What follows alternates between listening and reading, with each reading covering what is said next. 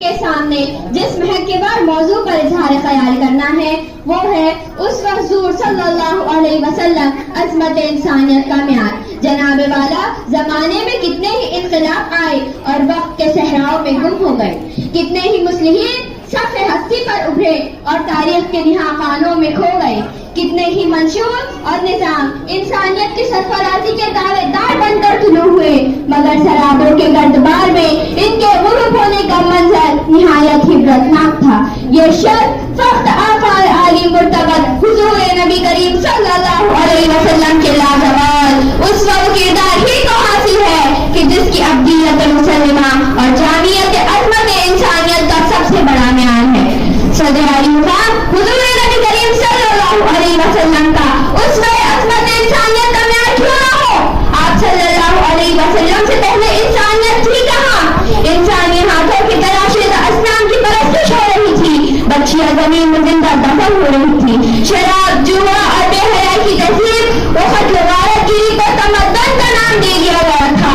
صرف جزیرہ نمایاں عرب میں ہی نہیں بلکہ 14 صدیوں پہلے کے ایران، مصر، ہند اور چین میں بھی مصلحت کی سولی پر لٹکتی ہوئی انسانیت کا منہ سننے والے کان بہرے ہو چکے تھے۔ ایسے دور پر اشرف میں جناب والا فاران کی چوٹیوں سے ابھرنے والی مہتاب نبوت کی کرنوں نے انسانیت کو حیات میں بخش دی۔ میرے آقا نے کمزوروں کو زندگی کا شعور دیا، بے بسوں کو اوپر اٹھایا اور زمانے بھر کا مولا کر دیا۔ زندہ دفن کی جانے والی مظلوم بچیوں کا گریدائے دامن باوقار زندگی کے موتیوں سے بھر دیا، ماں باپ کے خدمتوں میں جنت رکھ دی، غلاموں کو شوکت گسائی اور مجبوروں کو عظمت دارائی بخش دی۔ انسانی مذاہب کی پرستش کرنے والوں کو انوار توحید سے آشنا کر دیا۔ شیطانیت کا خز ہلاکت زمین بوس ہو گیا اور چمنستان انسانیت پر بہار آ گئی۔ آئے حضور جس کا سامان مل گیا، انسانیت کا چاک تھا دامان سل گیا، معیار زندگی بنی سیرت حضور کی، شیپ و ہوا حصہ ایوان ڈھل گیا۔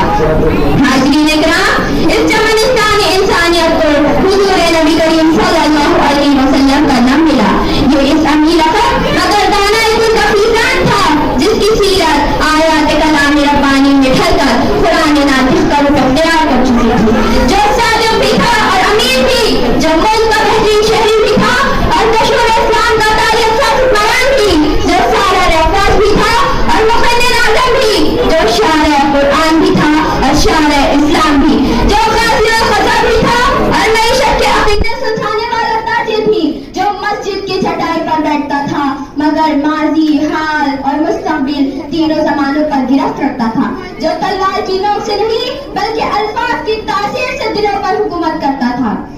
جناب والا ہر دور کے مصلحین کے مقام و مرتبہ کا تعین کرنے کے لیے عظمت انسانیت کے معیار کو پیش نظر رکھنا پڑتا ہے، مگر میرے حضور صلی اللہ علیہ وسلم کا اسوہ لازوال اس بلندی کو چھو رہا ہے جہاں انسانی ذہنوں کی تخلیق کردہ تمام معیار دم توڑ دیتے ہیں، اور آپ کے سیرت و کردار کے آئینے میں عظمت انسانیت کا معیار وجود میں آتا ہے جس کے اول بھی آپ ہے اور آخر بھی آپ۔ آخر میں ان اشعار پر اپنی تقریر ختم کرنا چاہوں گی کہ اس عقل کم نگاہ کی زد سے نکل کے آ، تو اسوہ حضور کے سانچے میں ڈھل کے آ، ملتی ہے آنسوؤں کو ستاروں کی آب و تاب، ملتی ہے آنسوؤں کو ستاروں کی آب و تاب، اے شوق بے قرار سر مزگاں مچل کے آ۔ وآخر دعوانا الحمدللہ رب العالمین۔